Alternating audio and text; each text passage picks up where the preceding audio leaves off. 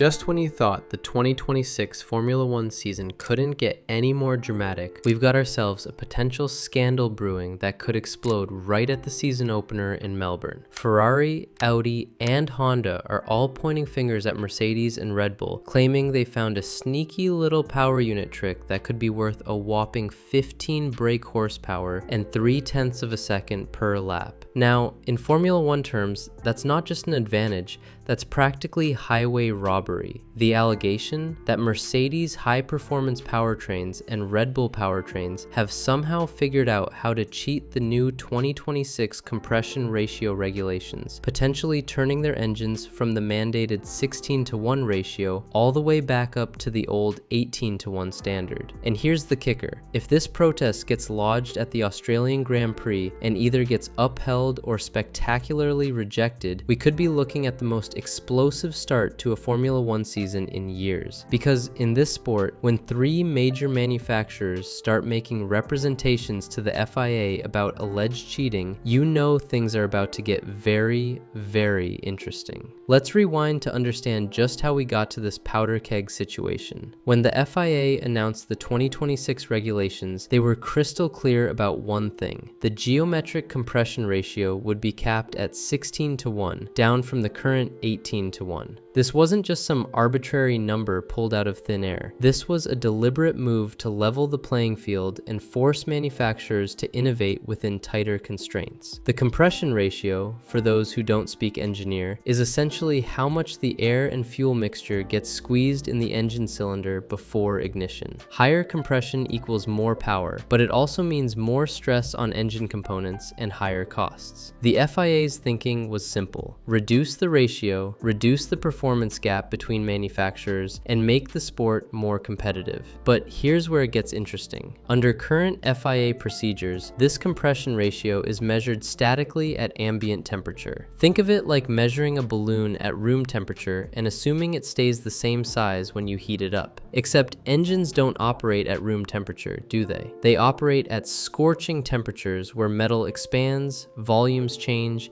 and suddenly that carefully measured 16:1 ratio might not be so carefully controlled after all. Mercedes and Red Bull, it seems, may have spotted this loophole faster than a safety car deployment, and now half the grid is crying foul before the season has even started. So here's where this alleged trick gets absolutely fascinating and frankly quite brilliant if it's true. The theory goes something like this: imagine you're trying to sneak an extra drink at a bar where they measure your glass when it's empty and cold, but once you fill it with hot liquid, the glass expands, giving you more volume than what was originally measured. That's essentially what Mercedes and Red Bull are accused of doing with their power units. The FIA measures the compression ratio when the engine is stone cold, sitting pretty in ambient temperature conditions. But once those engines fire up and start cooking at operational temperatures, all those metal components begin expanding like a perfectly timed symphony of thermal physics. Pistons grow larger, cylinder walls stretch outward, and suddenly your carefully regulated 16:1 compression ratio starts creeping back toward that sweet 18:1 territory that everyone else is banned from using. It's like having your cake and eating it too, except the cake is made of high-performance metallurgy and costs millions of dollars to develop. The beauty of this alleged trick isn't just in its technical elegance, it's in its regulatory gray area. The rules say the compression ratio must be 16:1, but they don't specify at what temperature that measurement needs to hold true during actual racing conditions. Mercedes and Red Bull, if the allegations are correct, haven't technically broken any rules. They've just found a way to make the rules work harder for them than anyone else thought possible. Now here's where this whole situation gets absolutely delicious from a strategic standpoint. Ferrari,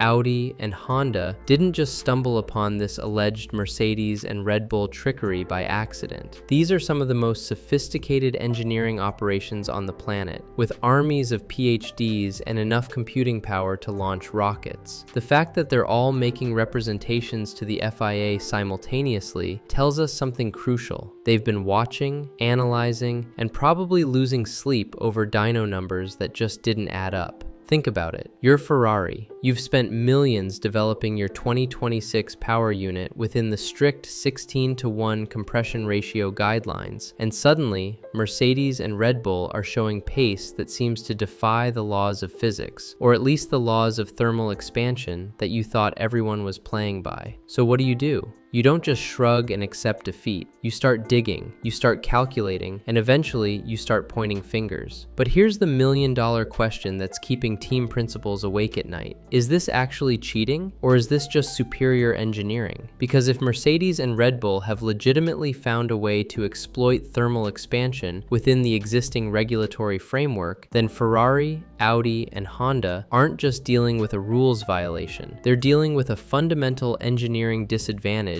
that could take months or even years to overcome. The stakes here aren't just about one race or even one season. If this alleged trick is legal and the protest fails, every other manufacturer on the grid is essentially starting the 2026 era 15 brake horsepower behind, which in Formula One terms might as well be running with the parking brake on. But let's talk about what happens if the protest succeeds, because that scenario is equally explosive. If the FIA determines that this thermal expansion trick violates the spirit of the regulations, Mercedes and Red Bull don't just get a slap on the wrist and move on. They potentially face a complete redesign of their power unit architecture just weeks before the season starts. We're talking about stronger connecting rods, different pistons, modified cylinder heads, and basically throwing millions of dollars of development work straight into the garbage. And here's the really brutal part. Both Mercedes and Red Bull supply customer teams. Mercedes powers McLaren, Aston Martin, and Williams. Red Bull Powertrains supplies their own team,